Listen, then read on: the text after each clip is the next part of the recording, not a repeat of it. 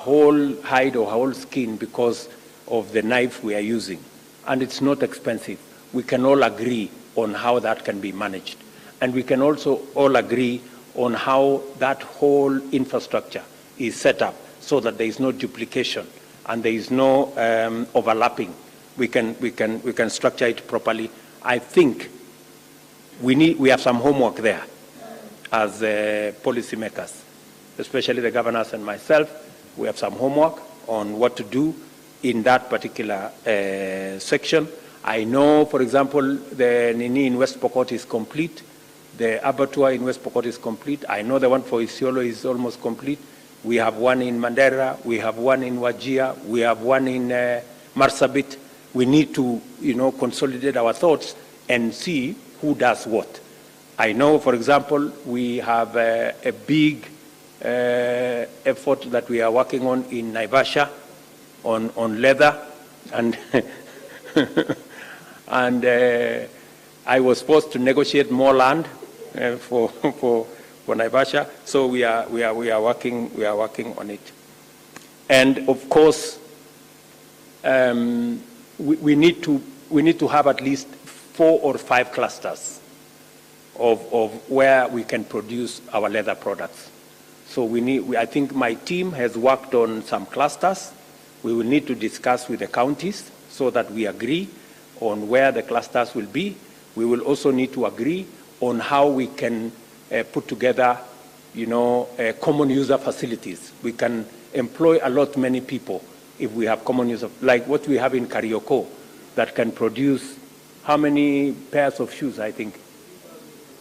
3,000 per day. We can do that elsewhere. And the project we are making is we want to see how it is possible for us, all our 14 million kids in school, instead of wearing plastic from all manner of places, they should be able to wear shoes from our own livestock.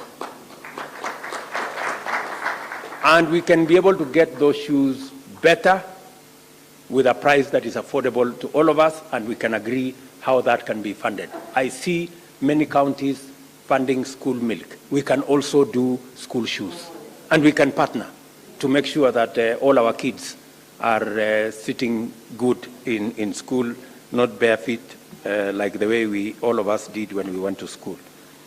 So I also, this morning, I was talking to Governor Waiguru about how we need to bring our TVETs, because you had Rao say footwear training on footwear and that whole ecosystem there. And I was speaking with my dear sister here, very relaxed. I was talking with her. She was actually the first person I called in the morning. And I was telling her that we need a small meeting between the Ministry of Education and the counties so that we can harmonize the curriculum between your vocational training institutions at the county and our TVETs, so that that whole chain speaks to our manufacturing. How do we train others at the lower level of certificate in the lower cadres?